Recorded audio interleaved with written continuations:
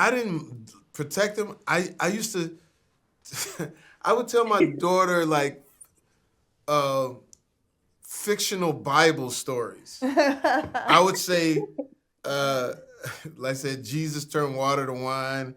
And I would say, yeah, and he also did Kool-Aid and all these other different things. And I'm just thinking I'm just talking trash, but my daughter goes to school like, no, he did do Kool-Aid. My dad told me.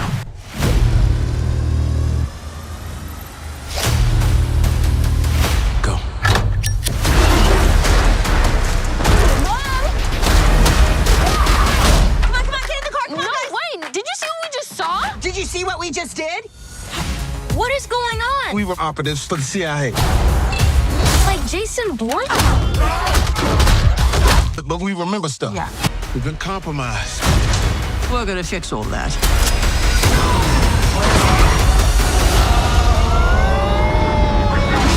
Just like old times, baby. Just like old times. Hello, guys. How Hello. are you? How are you? I'm good. I'm Isabella. I'm from Hugo Gloss from Brazil. And it's Tudo lovely bem. to talk to you. Tudo bem. I love that. Is that all you know in Portuguese? I know. Obrigado. Oh, great. Wonderful. Thank you. So, guys, first of all, congratulations on the movie. It was a great something to watch. I was having so much fun and laughing so hard.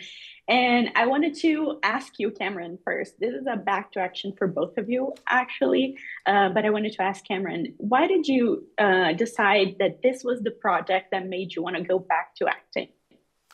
This guy right here.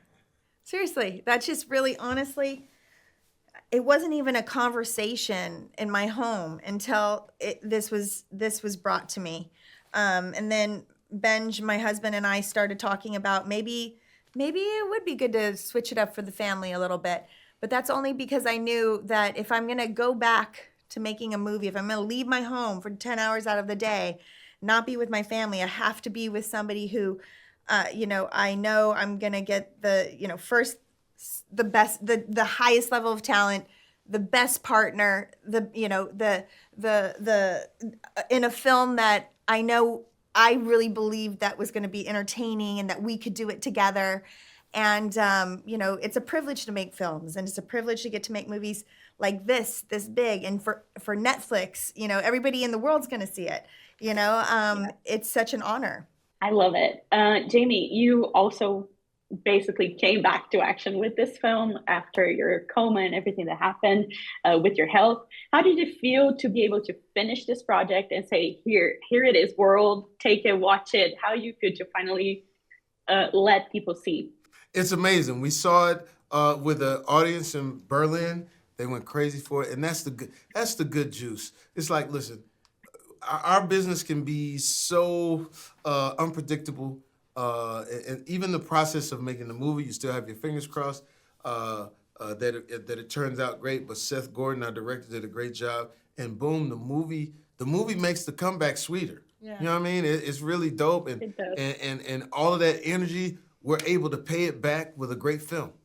So to wrap it up, I have a little time still. So in Back in Action, you guys played badass agents, but at the same time, you're parents. And you're forced to tell a few lies to protect your kids.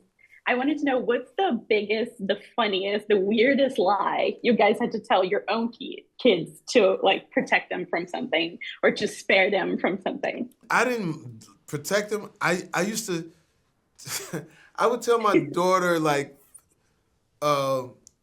fictional Bible stories. I would say, like I said, Jesus turned water to wine.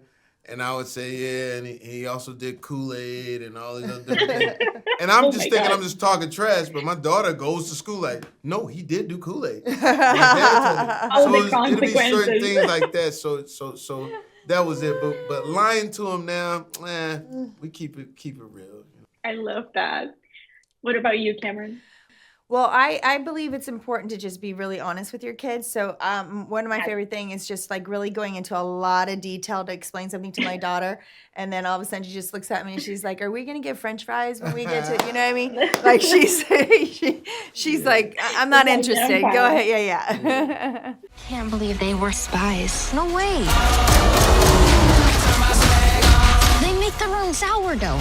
Ew. That was insane. But was it like a good insane or a bad insane? It was bad. Right. I was just checking. How are you? I'm good. How are you? I'm good. First of all, I wanted to say that the movie is so fun and so funny. I had so many laughs throughout the whole thing.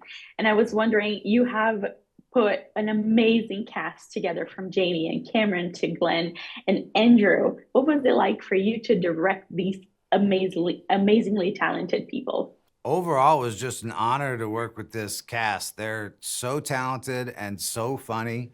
And in every case, they were elevating the material, finding new details, finding new ways of getting to some of the story points. They're just is terrific, really. I was actually going to ask you if there were any moments on set that their interpretation of a scene or their take on something surprised you, and if any of those ended up on the screen for the fans to see. Oh, there's so many. It's hard to count, honestly. There was one that jumps to mind is in the scene where the mom and dad are spying on their daughter. There was originally I had written it so there was one pair of binoculars, and then at the very last minute I thought of this notion like, what if we tossed in a second pair? And Cameron incorporated that, immediately made it work. So did Jamie. It's like that really just shows their ability to roll with the punches and elevate it at every turn. This is Cameron's return to acting after almost a decade away. How did you approach this role for her? It feels a little bit like it's an homage to her career because she has played iconic spies before. So how did you approach that with her? Well, when I wrote the script originally, I hadn't even thought it was possible that she would be able to do the movie. I believed what I was told, that she's retired. And it just the coincidence that so many of these things that we'd written about were aligned with her life was really just fortunate and kismet. We talked at great length about the mother-daughter grandmother story and how we could deepen that and connect emotionally for her. And that was something she really wanted to push on and push further. So I think that's a big part of, making the story underneath the story work. Absolutely.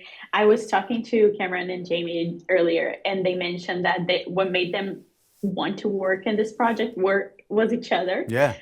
They had worked together before. What do you think is so special about this partnership for them?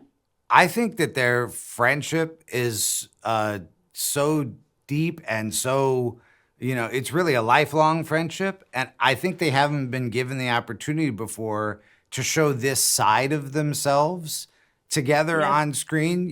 Like they were enemies in one of the other movies, and this one, I think they're amazing teammates, and you could see, in every situation how they would riff with each other and yes and find these new ways of saying things. They were, just always elevating. It was great.